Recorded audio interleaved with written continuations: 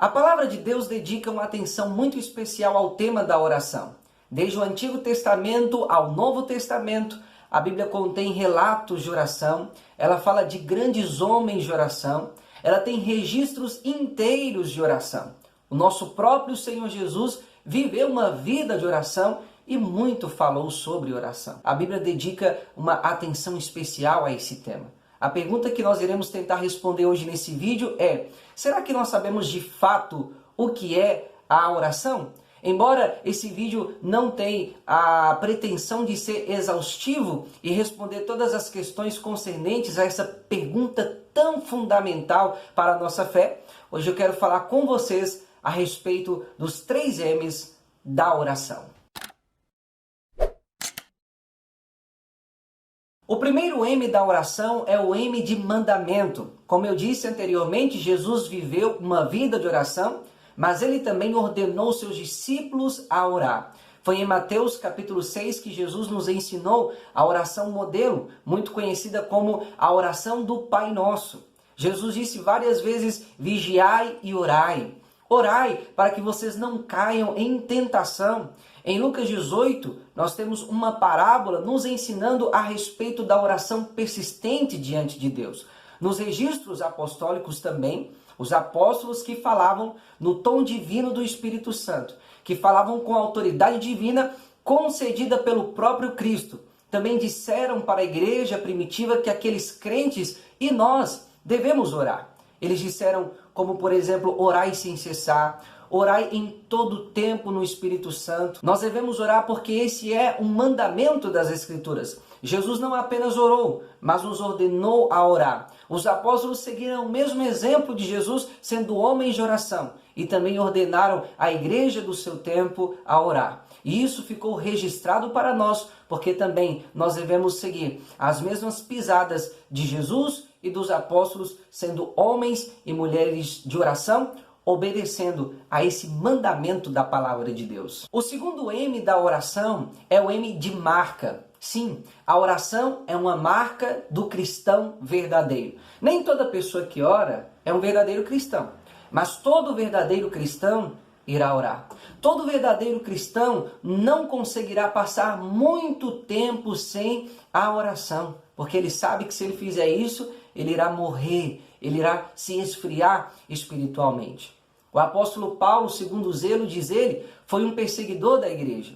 Ele se considerava como um abortivo, como o último dos apóstolos. E ele acreditava que nem era digno desse título porque ele foi um blasfemo e perseguiu veementemente a igreja de Cristo Jesus. Ele era um homem muito conhecido por causa do seu furor contra a causa do evangelho. Mas lá em Atos 9, no caminho para Damasco, ele se encontra com Jesus, fica cego e na cidade de Damasco ele fica na casa de um homem chamado Judas, na rua chamada Direita. Jesus aparece a um discípulo chamado Ananias em uma visão e manda que ele fosse impor as mãos sobre Paulo para que ele fosse cheio do Espírito Santo, porque ele era um vaso escolhido.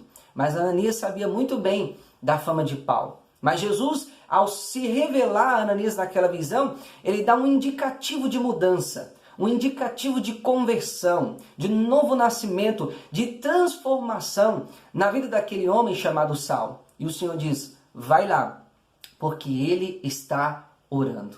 Esse mesmo Saulo, ou Paulo como queira, que perseguia a Jesus Cristo, os cristãos, o Evangelho, agora estava orando a esse Jesus. A oração é marca de verdadeira espiritualidade, de verdadeiro cristianismo. A Bíblia diz que todo aquele que invocar o nome do Senhor será salvo. E era isso que Paulo estava fazendo na casa de Judas. Nem toda pessoa que ora é um cristão verdadeiro, mas todo cristão verdadeiro, com toda certeza, irá orar. O terceiro M da oração é o M de medida.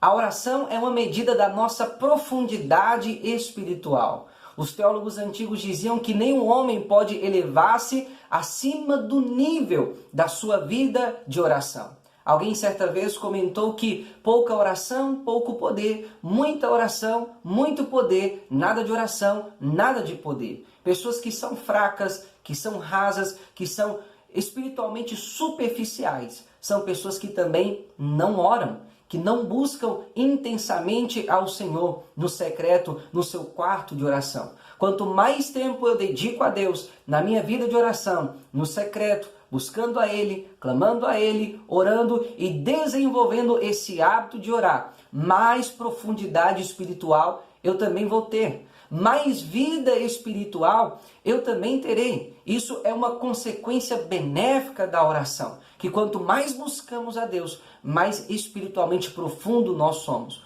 Os grandes homens de Deus na história bíblica e na história da igreja eram homens de oração. As pessoas que fizeram grandes coisas para Deus, grandes feitos para Deus, seja na Bíblia ou na história da igreja, eram homens de oração. Então perceba que essa grandeza espiritual era resultado de uma vida de comunhão com Deus, de oração diária, de devoção. E é por isso que eu digo que a oração ela é uma medida da nossa profundidade espiritual. Quanto menos você orar, mais frio, mais superficial, mais rasa também será a sua vida espiritual. Que Deus nos ajude, queridos irmãos, e o meu desejo é que Deus use esse vídeo para falar ao seu coração, como também ao meu. Quem está falando aqui com vocês não é nenhum super-homem da oração. Eu sou carente de orar e sou carente de orações, tanto quanto qualquer outro cristão. Que o Senhor nos ajude. Eu espero que esse vídeo seja uma ferramenta de Deus para nos despertar, para buscarmos mais a Deus. E se alguém te perguntar o que é a oração,